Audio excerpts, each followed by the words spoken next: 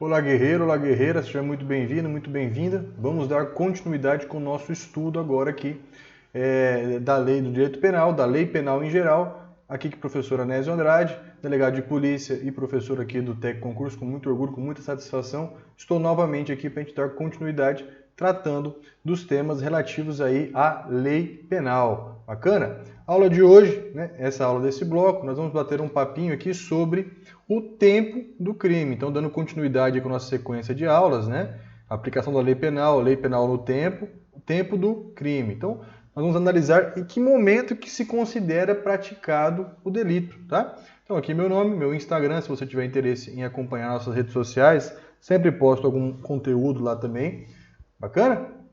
Então, esse tópico aqui, 2.2.1.03, isso aqui, ó, para quem não entende aí, talvez, o que esse cara tá falando desses números aí? Isso aqui é a árvore aí do TEC, né? Quando você faz o seu filtro de questões, você vai observar que tem esse tópico. Nós vamos fazer comentários aqui, nós vamos trocar uma ideia sobre cada um dos tópicos que existe na árvore de conteúdos aí, que por sinal é muito rica do TEC Concurso. Bacana? Então a gente vai tratar agora desse tópico, tempo do crime. As aulas são divididas dessa forma para ficar mais fácil de você acompanhar aí durante a resolução das suas questões. Beleza? Então vejam, tempo do crime, de cara vamos analisar aqui o artigo 4º do Código Penal. Vejam, considera-se praticado o crime no momento da ação ou da omissão, ainda que em outro momento seja o resultado. Isso aqui é muito importante para a gente, para diversos desdobramentos, diversos dispositivos. Então, como nós viemos estudando aqui, a questão própria do direito intertemporal, né, da sucessão das leis aí no tempo. Isso é importante? Tem alguma relevância também, porque como que eu vou considerar o crime como praticado? Em que momento que eu vou considerar ele praticado? Veja, nós temos diversas classificações de crimes. E temos crimes materiais, geralmente, eles são crimes instantâneos de efeitos permanentes, e temos crimes de mera conduta que ele se consuma com a simples prática, ou seja, não há sentido em falar em um momento para ação e a outra para resultado, ação, omissão, outra para resultado. Tem crimes de mera conduta que eles não dependem de um resultado, ele já se torna consumado com a mera conduta, ou os crimes ali unissubsistentes, que não tem como eu fracionar ali o intercrimes. Geralmente é isso, tá? Você não precisa entender muito disso agora, porque a gente vai conversar com isso mais adiante, quando nós analisarmos a teoria da conduta, os tipos de crimes, as classificações de crimes, isso é importante para a gente mais adiante. Mas, em regra geral, né, a maior parte, pelo menos, dos delitos, eles têm efeitos, eles podem ter efeitos, crimes que permitem, por exemplo, a tentativa, um momento é a ação ou omissão, em outro pode ser o resultado. Exemplo clássico, delito de homicídio, né? Eu posso, por exemplo, ali, praticar a ação, ali, efetuar os disparos ali em um momento e a vítima não morrer naquele momento, ela ser socorrida, ir para um hospital, passar lá 6 meses em atendimento e vir a morrer. Quando que eu vou considerar como praticado aquele delito? No momento da ação ou da omissão, ainda que em outro tempo, né, seja o resultado. Aqui é nós entendermos qual é o momento que eu vou cravar. O crime aconteceu nesse dia, nessa hora, nesse instante. Então eu vou levar em consideração o momento da ação ou da omissão, né, a omissão penalmente relevante, seja ela própria, seja ela imprópria, seja o momento da ação culposa, dolosa, de qualquer forma, qualquer tipo de ação, é o momento em que eu vou cravar como ocorrido o delito. Tá? Isso tem vários desdobramentos, aí, vários dispositivos que nós podemos tratar a respeito disso. Tá bom? Isso aqui é a positivação do que nós já conversamos nas aulas anteriores, do princípio da atividade. Então, por que é atividade? Justamente para isso, né? Eu vou aplicar a lei penal no momento da atividade. Qual que é essa atividade? Da ação ou da omissão, ainda que em outro seja o resultado. Então, para eu definir a lei penal que eu vou aplicar, ou seja, qual que é a lei penal do momento da minha ação ou da minha omissão, eu tenho que analisar isso. Legal? Com relação a temporalidade da lei penal, ou seja, da aplicação da ultratividade ou retroatividade da lei penal. Qual que é a relevância para isso? Justamente para definir qual é a lei penal que está vigente no momento da ação ou da omissão, ou seja, no momento da atividade, ainda que em outra seja o resultado. Ainda que em outro momento seja o resultado. Contudo, obviamente, se no momento do resultado houver uma lei penal mais nova, vai acontecer o quê? Retroatividade, como a gente já conversou. Beleza? Então, basicamente, isso é importante para eu definir quando ocorreu o delito, tá? A respeito disso, né, tem aqui um quadrinho aqui, eu quero trabalhar com você aqui dos possíveis desdobramentos antes de eu falar do crime continuado, permanente e habitual, tá? Isso aqui seria uma especialidade da teoria da atividade, tá? Veja comigo aqui, ó, que eu preparei para você os possíveis desdobramentos da teoria da atividade. Então, eu vou aplicar a lei em vigor no tempo da conduta, né? Essa conduta aqui, leia-se ação ou omissão, tá? Exceto se o tempo do resultado for mais benéfico. Porque isso aqui é o quê? Isso aqui é a regra geral, né? Da retroatividade, da ultraatividade ou retroatividade, extraatividade da lei penal mais benéfica. Então, para eu definir a lei penal, eu vou analisar a ação ou omissão. Qual que é um outro desdobramento ainda mais importante da teoria da atividade? A imputabilidade. A imputabilidade, ela vai ser aferida, ela vai ser apurada no momento da conduta. Então, por exemplo, a imputabilidade pela menoridade. Vamos supor, né? Vamos supor que um agente, né, um menor de idade, pratique ali um ato infracional análogo ao homicídio, né? No dia, né, no dia anterior ao seu aniversário, às 11 horas da noite, ou seja, o cara faz aniversário, sei lá, dia 30 do 5, dia 30 do 5, ele vai fazer, de 2020, ele vai fazer 18 anos. Aí ele pratica um delito, né, uma tentativa de homicídio, no dia 29 do 5 de 2020. A vítima não morre naquele momento, é socorrida e morre uma semana depois, quando ele já tinha 18 anos. Eu vou considerar esse agente como inimputável ou como imputável? Né? Como que eu vou aferir essa imputabilidade? Vai ser no momento da atividade. Então ele vai ser considerado como inimputável, vai receber o tratamento como inimputável, penalmente falando, ainda que no momento do resultado ele já tenha atingido a maioridade. Outro exemplo, né? As inimputabilidades relativas ali, ou seja, momentâneas. O cara, por exemplo, no momento da ação ou da omissão, ele era completamente, ele não conseguiria entender o caráter ilícito da sua conduta, nem de determinar-se de acordo com esse entendimento. Uma imputabilidade transitória, temporária. Por exemplo, alcoolismo culposo, né? O cara caiu num tonel de pinga lá, saiu maluco, cometeu um delito. Naquele momento ali, ele era incompletamente incapaz de entender o caráter ilícito da sua conduta ou determinar-se de acordo com esse entendimento. Mas aí, depois que ele cometeu o crime, 2 horas depois, ele já ficou sadio, normal, recuperou a sua consciência, só que o delito se consumou em outro momento. Eu vou considerar qual hora que foi cometido esse crime? Naquela hora que ele estava completamente inimputável. Então, para eu aferir também a imputabilidade, eu vou ter decorrência direta aqui do princípio da atividade, do artigo 4º do Código Penal, para dizer se o agente era imputável ou imputável. Isso aqui geralmente cai em concurso quando envolve menor de idade, tá? Então ele vai falar para você o seguinte, que a conduta aconteceu quando ele tinha 17 anos, lá faltando um dia para fazer aniversário, e ele foi preso no dia seguinte. Qual vai ser o tratamento? Ou a vítima veio a falecer no dia seguinte, ou o resultado se deu no dia seguinte. O tratamento vai ser de inimputável. Por quê? Eu vou olhar o momento da atividade, da ação ou da omissão, tá? E aí, eu tenho aqui a especialidade do crime permanente, habitual ou continuado. Então vejam, né? Só para a gente aprofundar um pouquinho sobre esse sentido, eu quero que você tenha especial atenção e conjugue essa aula nossa aqui com a nossa aula de extra-atividade da lei penal, tá? No que se refere ao crime continuado, o crime permanente e o crime habitual. Vamos lá. O que é o crime continuado? O crime continuado é uma ficção jurídica criada lá pelo artigo 71 do Código Penal, tá? O artigo 71 do Código Penal que traz a possibilidade do crime continuado, tá? É uma ficção jurídica quando o crime ocorre ali, quando uma série de delitos ocorrem nas mesmas condições de tempo, espaço e lugar. Basicamente isso, condições parecidas de tempo, espaço e lugar, modos de execução propriamente ditos. Legal? Isso a gente vai usar também mais adiante. Então, ele é uma ficção jurídica que eu vou somar vários delitos e como se fossem um só, tá? Isso aqui é um critério de política criminal. O crime permanente é aquele crime que o seu efeito se protrai no tempo, ou seja, a sua consumação ela é dividida no tempo e ele vai se consumando no decorrer de um tempo.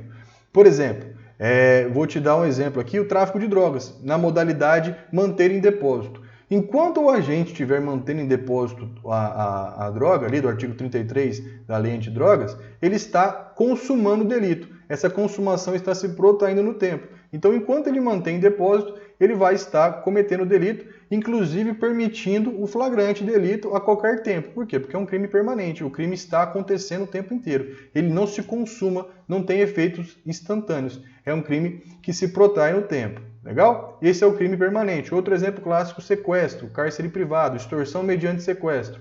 Enquanto a vítima estiver ali sob poder do sequestrador, da pessoa que está fazendo aquela extorsão, seja no sequestro, seja na extorsão mediante sequestro, o crime também está protraindo no tempo. O que você tem que ter atenção nesse caso? A atenção aqui é referente à aplicação da lei penal. Em que momento que eu vou considerar como consumado aquele crime para eu definir qual é a lei penal que eu vou aplicar aquele fato ali, legal? E o crime habitual é aquele crime que ele necessita de uma conduta reiterada para que ele seja caracterizado. Por exemplo, curandeirismo. Tem que ser sucessivamente praticadas essas atividades para que eu possa ter o delito, aplicar tipicamente o delito, beleza? Então são espécies penais que você observa que eles se protraem no tempo, ou seja, eles vão ocorrendo com o decorrer do tempo. Nesses casos, eu vou considerar como cometido o delito para fins de aplicação da lei penal o momento em que cessada a execução, no momento em que cessada a continuidade ou permanência. Ou seja, enquanto esse crime estiver acontecendo, eu não vou considerar ele como cessado para aplicação da lei penal. Como assim, professor? Não entendi. Vou te dar um exemplo, né? No caso do tráfico de drogas, o agente está mantendo em depósito drogas, né? Ele comprou a droga lá em 2016 e manteve ela em depósito até 2017 para esperar um momento oportuno para ele vender. Então, esse crime foi se consumando no tempo. Vamos supor que durante esse período adveio uma lei penal nova e aumentou a pena para o crime de tráfico de drogas, né? Aumentou a pena para o crime de tráfico de drogas. E aí, ele comprou lá, vamos supor que ele comprou em 2015 e vendeu em 2017. Em 2016, veio uma lei penal nova, mais gravosa. Que lei que eu vou aplicar? Eu vou aplicar a lei penal que estiver vigente no momento da cessação, da continuidade ou da permanência. Ainda que essa lei seja mais gravosa. Legal? Por quê? Isso é decorrência da atividade. Eu não estou analisando aqui a extra-atividade da lei penal. Não, porque eu descarto aquela lei antiga porque ele não estava sob essa égide mais. Ele praticou o crime ainda na égide da lei nova, ainda que ela seja mais gravosa. Beleza? Esse, inclusive, é o teor do quê? Da súmula 711 do STF. Ó. A lei penal mais grave aplica-se ao crime continuado ou ao crime permanente se sua vigência é anterior à cessação da continuidade ou da permanência. Ó, anterior. Essa súmula aqui, ela não é muito bem escrita, ela pode te confundir, tá? Não é que eu vou aplicar a lei penal mais grave, eu vou aplicar a lei penal do momento da cessação da continuidade ou da permanência, ainda que ela seja mais grave. Quer dizer, se for uma lei mais branda, eu vou aplicar a lei mais branda. Mas por que o STF já colocou aqui ó, mais grave? Porque a aplicação da lei mais branda já é a regra normal, já é a regra do artigo 3º, 2º ali do Código Penal, beleza? Então eu vou te dar o exemplo que eu falei para você, vou desenhar aqui, ó. O cara está praticando o crime lá de extorsão mediante sequestro, né? Artigo 158, ou sequestro, ou tráfico de drogas, ou qualquer outro crime que seja permanente. Tráfico de drogas na modalidade manter em depósito, tá? Então ele está aqui, vamos colocar aqui, ó. Ele iniciou em 2015, né? Em 2015, 2016 e 2017, tá? Então aqui eu tinha a lei A, e começou aqui, ó. O crime começou aqui, ó. Tinha a lei A, em 2016 eu tinha a lei B, em 2017 eu tinha a lei C, tá? E o crime foi acontecendo aqui, ó. E aí ele foi lá e vendeu a droga só em 2018, tá mantendo em depósito. Qual lei que eu vou aplicar? A lei A, a lei B ou a lei C? Eu vou aplicar sempre a lei C, tá? Independentemente se elas são mais gravosas ou menos gravosas, porque foi aqui que ocorreu, foi na vigência da lei C que ocorreu a cessação, tá?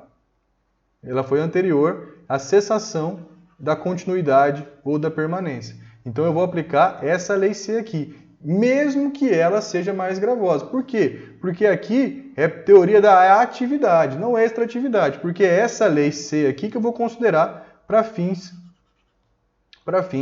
de aplicação da lei. Beleza? Então não há o que se falar em ultratividade. Por quê? Porque o crime não havia se encerrado. Aqui é aquela regra que eu falei para vocês. Aplica-se a lei penal vigente à época dos fatos. Qual é a lei penal vigente à época dos fatos? Essa aqui. Tá? E quando que eu vou definir isso? No momento que acabou, que se encerrou os fatos. Beleza? Então ele vai ter a aplicação da lei C, ainda que ela seja mais gravosa. Não quer dizer que vai ser sempre mais gravosa. Então tome cuidado com essa súmula 711 nesse sentido. Beleza? Então, complementando aqui, ó, crime permanente, habitual ou continuado, aplica-se a lei em vigor no momento em que se cessa a atividade delitiva, ainda que ela seja mais gravosa. Então tome cuidado com isso também. Não obrigatoriamente vai ser a lei mais gravosa. A redação aqui da súmula 711 pode te levar a errar, pode te confundir isso aqui. Belezinha? Tudo bem? Então, sobre o tempo do crime, o que a gente podia falar, as ponderações mais importantes que nós podemos trazer são essas, tá? São essas teorias aqui.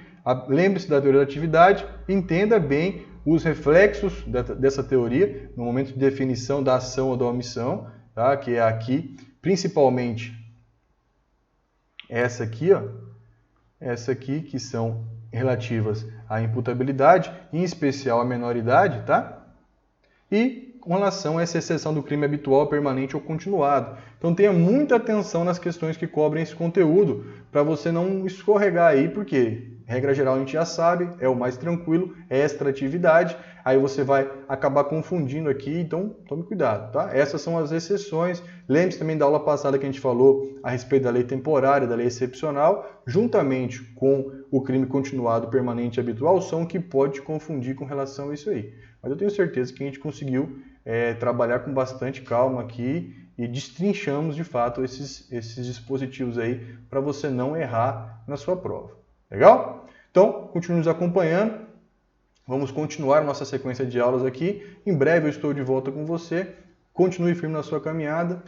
Lembre-se que todo esforço que você está tendo agora será em breve retribuído. Eu sou prova viva disso, eu já estive no seu lugar, já estive na sua posição, sou um aluno aqui, ex-aluno aqui do TEC, estou muito feliz, muito satisfeito em poder retornar aqui agora te auxiliando, te orientando e para ser também prova viva para você que está aí do outro lado estudando, que é possível, que você vai alcançar seu objetivo, que você vai passar e que você não pode desistir, que você tem que manter a força, manter o seu foco. Eu sei que não é fácil, eu sei de todas as suas dificuldades e mais um pouco, porque eu passei por várias na minha caminhada, beleza? Mas eu te garanto que você consegue sim superar isso aí e alcançar um futuro melhor para você, para sua família, para as pessoas que você ama, que é para isso que você está aqui, né? Com uma missão muito nobre de melhorar de vida a partir do seu próprio esforço, e isso é muito importante. Lembre-se, disciplina e gratidão. Essas são as palavras que vão fazer com que você alcance o seu objetivo aí, beleza? Então, muito obrigado pela sua companhia, muito obrigado pela aula.